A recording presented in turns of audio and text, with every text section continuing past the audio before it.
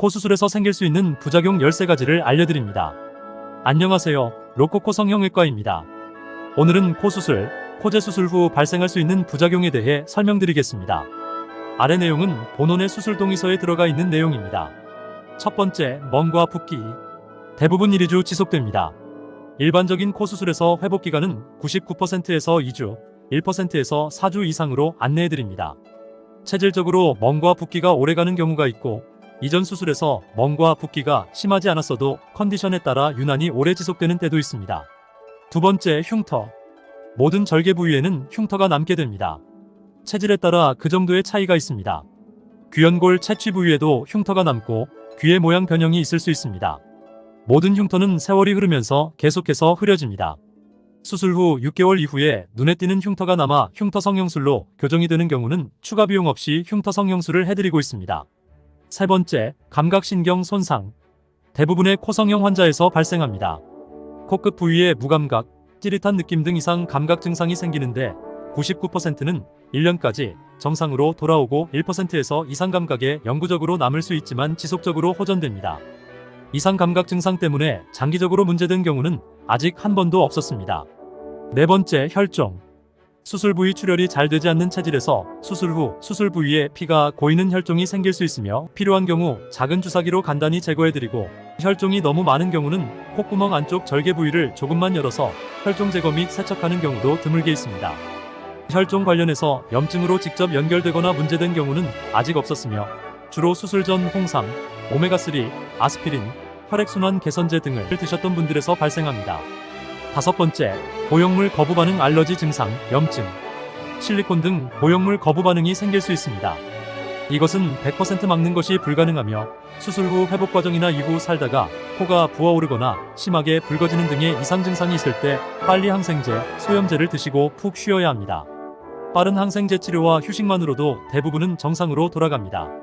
항생제 치료가 늦게 시작되거나 항생제 치료를 해도 반응이 없는 경우는 보형물 제거 수술이 필요할 수 있고, 제거 후 6개월 이후 다시 보형물을 넣을 수 있습니다.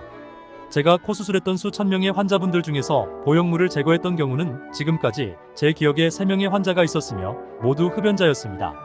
보형물 염증으로 제거할 확률은 매우 낮습니다. 코 수술에서 흡연이 가장 안 좋은 영향을 미칩니다. 여섯 번째, 비대칭 및 휜 코. 수술 후 안면 비대칭 때문에 불가항력적으로 코가 휘어 보일 수 있습니다. 첫 상담할 때 이 부분을 최대한 자세히 설명드리고 있습니다. 수술 후 6개월 이후에 휘어 보이는 부분에 대해 교정의 여지가 있다면 추가 수술로 교정해드리고 있습니다. 일곱 번째, 무보형물 수술에서 콧대 굴곡. 매부리코 수술 시에 무보형물 방식으로 수술하는 경우가 많습니다. 이때 콧대에는 반드시 굴곡이 남게 됩니다. 콧대가 낮은 환자에서 보형물로 콧대를 높인 경우와 비교해서 생각하시면 안 됩니다. 매부리코는 높은 콧대를 다듬어서 낮게 만들고 코끝을 높여서 매부리코 자체를 교정하는 것이 목표인 수술이라 어느 정도의 굴곡을 이해하셔야 합니다. 이식된 연골이 예상보다 많이 흡수되어 굴곡이 너무 눈에 띄는 경우는 6개월 이후에 제가 추가 교정을 해드리고 있으며 대부분의 경우 코안 비개방으로 교정이 가능합니다. 여덟 번째, 출혈. 수술 후 수술 부위에 출혈이 생길 수 있습니다. 적절한 지혈이 되지 않는 경우는 재수술로 지혈이 필요할 수 있고, 합의갑계 부분 축 소술 후 상처 부위 딱지가 떨어지면서 심한 코피가 날 가능성이 있습니다. 경우에 따라서는 응급실 치료가 필요할 수도 있습니다. 제 경험상 아직까지 출혈 때문에 특별히 문제가 된 경우는 없었습니다. 아홉 번째, 비호흡 기능 저하. 모든 종류의 코 성형 후 숨길이 좁아질 수 있으며 이로 인해서 호흡이 불편해질 가능성이 있습니다. 수술 후 모든 경우에 코안 점막이 부어서 호흡이 불편해지는데 이것은 대부분 3개월까지 많이 호전됩니다. 수술 후 6개월 이후에도 호흡이 불편한 경우 합의갑 부분 축 소술 및 상황에 따른 추가 교정술 등으로 최대한 교정해드리지만 코끝이 높아지면서 코가 자연적으로 좁아지는 것 자체는 남기 때문에 호흡 불편감이 남을 가능성은 있습니다. 열 번째, 연부 조직의 문제. 코 수술 후 노화가 진행되면서 피부는 얇아지고 이로 인해 연골이나 보형물 비침, 피부 붉어짐 등의 증상이 생길 수 있습니다. 또한 코끝 피부가 원래 위치로 돌아가려는 성질 때문에 코끝이 낮아질 수 있습니다. 이것은 수개월에서 수년에 걸쳐 생길 수도 있고 평생 문제없이 지낼 수도 있습니다. 이에 대한 추가 교정이 필요할 수 있습니다. 11번째, 봉합사의 문제.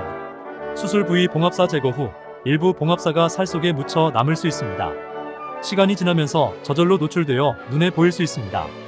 이런 나일론 봉합사는 살 속에 남아있어도 문제되는 경우는 거의 없습니다. 흉터를 줄이기 위한 이중 봉합으로 일부러 살 속에 묻어두는 봉합사 매듭이 시간이 지나면서 노출되는 경우도 있으며, 드물게 묻어둔 봉합사 매듭 때문에 콧구멍 안쪽에 뾰루지가 생기는 경우도 있습니다. 모든 경우에 병원에 내원하시면 제가 제거해드리고 문제없이 점검해드릴 것입니다. 12번째, 피부괴사. 수술 후 피부 혈액순환 저하에 의해서 부분적인 피부괴사가 생길 가능성이 있으며, 이로 인한 흉터나 코 모양 변형이 생길 수 있습니다. 13번째, 예상치 못한 부작용.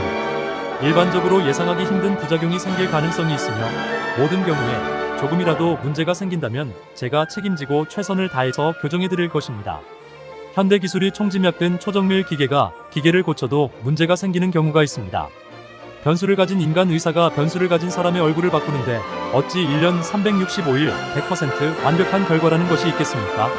현실적으로는 상담 시에 수술 후 생길 수 있는 중요 문제점을 최대한 설명드려서 환자분들이 충분히 고민하신 후 수술을 결정하실 수 있도록 도와드리고, 항상 더 나은 수술법에 대해 고민하고 계속해서 지금의 수술법을 조금이라도 개선시키고자 노력하고 최선을 다해서 수술하고 치료와 경과도 직접 챙겨보고 교정 가능한 문제점이 있는 경우 환자분과 의논해서 가장 적절한 시점에 정성껏 교정해드리는 것, 이것 이상 특별한 방법은 없다고 생각합니다.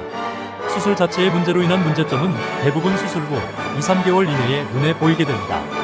붓기가 빠지면서 문제점이 저절로 해결되는 경우도 많지만 6개월을 기준으로 문제점이 남아있다면 환자분과 같이 의논해서 추가 교정 수술을 해드리고 있으며, 수술 후 1년까지는 단순 변심에 의한 디자인 변경을 제외하고는 추가 교정 수술을 당연히 무료로 해드리고 있습니다.